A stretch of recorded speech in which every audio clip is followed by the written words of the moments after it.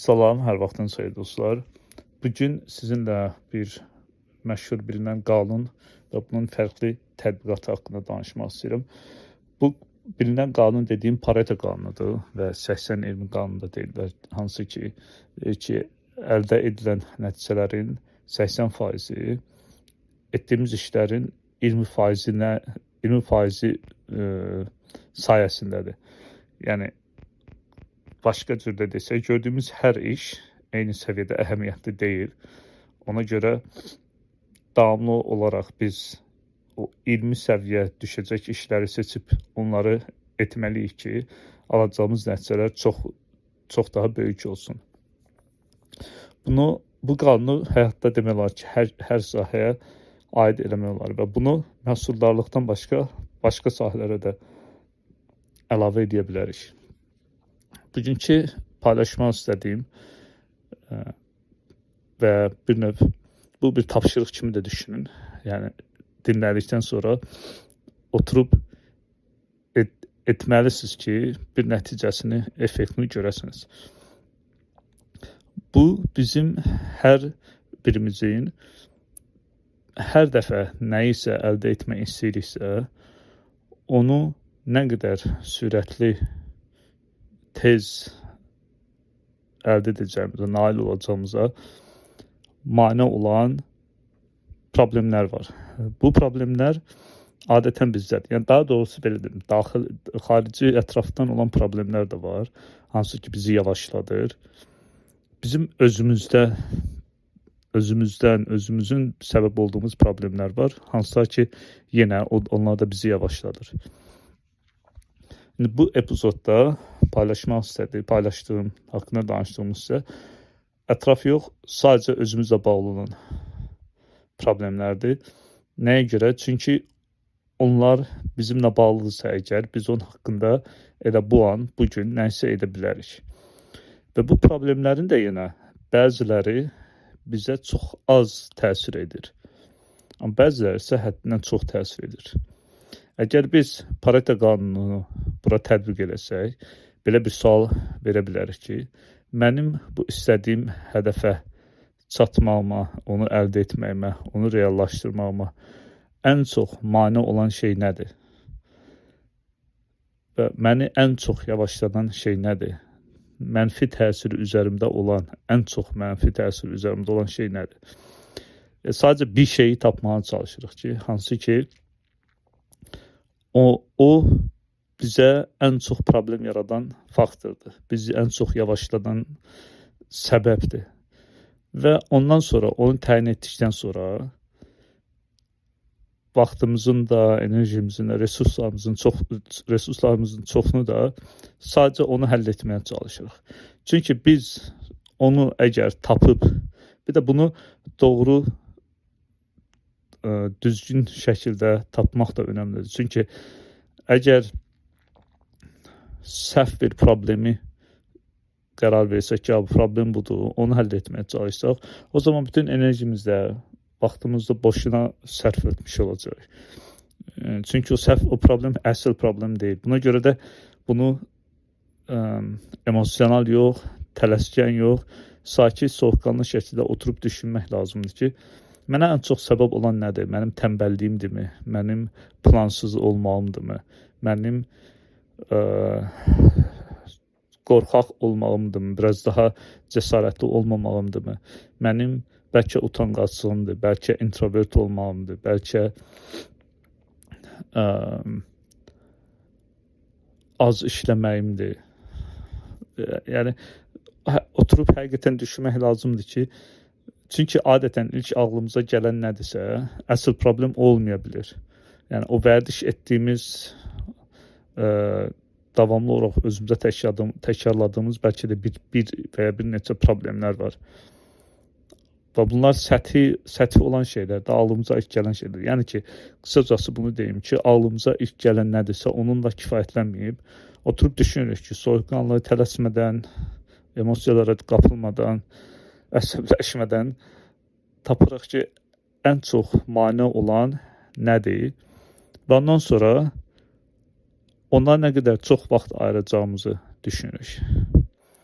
çox vaxt ayıracağım nəyə görə düşünürük? Çünki biz əgər onu həll eləsək, demək olar ki, digər problemləri bəlkə də heç həll eləməyə ehtiyac da qalmayacaqdır. Çünki çox sürətlə o hədəfimizə irəliləyəcəyik biz. Və bunu əgər o belə deyim, o qədər önəmli bir problemdirsə, ona o önəminə dəyəcək şəkildə də vaxt ayırmaq lazımdır ki, tez bir zamanda bunu həll edə bilək.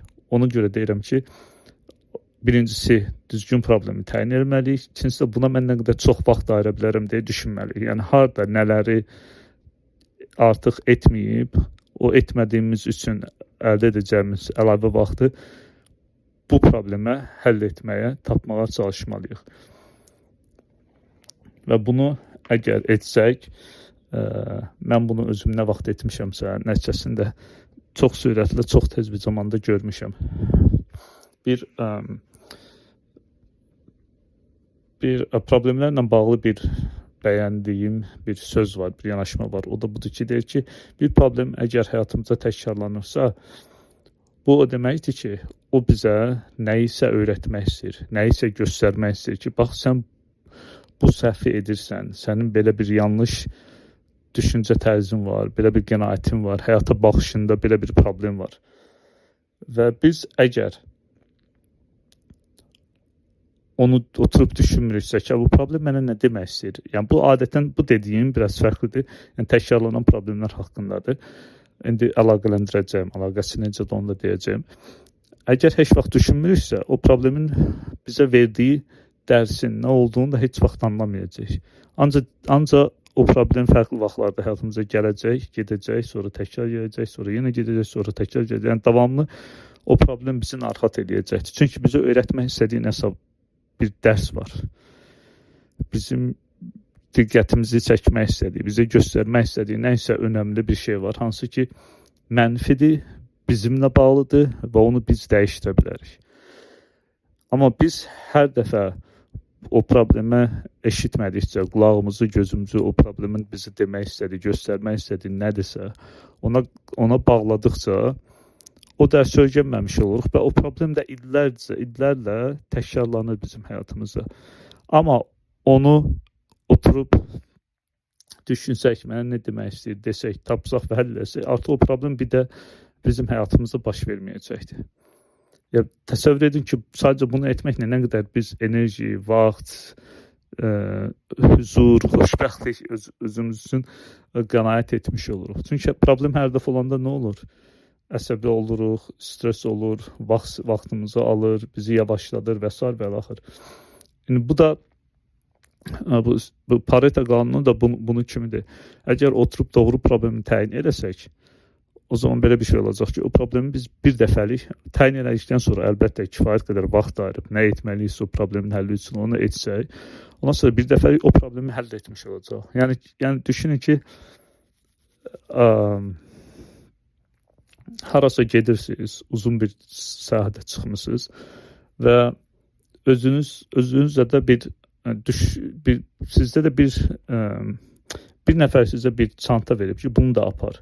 Və sən düşünmədən, həqiqətən lazımdır, yoxsa lazım deyil, demədən o çantanı almısan və bu da ağırdır, özünlə aparırsan.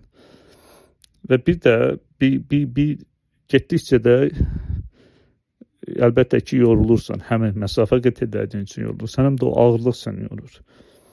Amma kimsə sənə gəlib deyir ki, o artıq sənə lazım deyil, bunu niyə aparırsan? Deyirsən, kimsə mənə demişdi və o insan o çantanın deyək ki, nə olduğunu və sənin üçün nə qədər əhəmiyyətsiz bir şey olduğunu sənə deyir.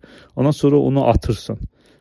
Ondan sonra nə qədər rahat, nə qədər sürətli irəliləyərsən. Yəni, bu da onun kimi bir şeydir. Yəni, o önəmli problemi tapıb həll etmək, o çinimizdəki ağır yükdən bir dəfəlik azad olmaq demək kimi bir şeydir. Çünki o bizi artıq düşündürməyəcək, o bizi artıq narahat eləməyəcək.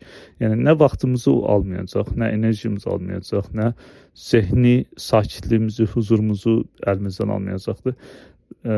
Onun səbəb olduğu və ona sərf elədiyimiz hər şeydən azad olmuş olacağıq və yaxud da ki, belə deyim, qənaət etmiş olacağıq və qənaət etdiyimiz üçün də onu əsl hədəfimizdənsə, ona sərf edə biləcək və bu da bizim sürətimizi ciddi ölçüdə artıracaqdır.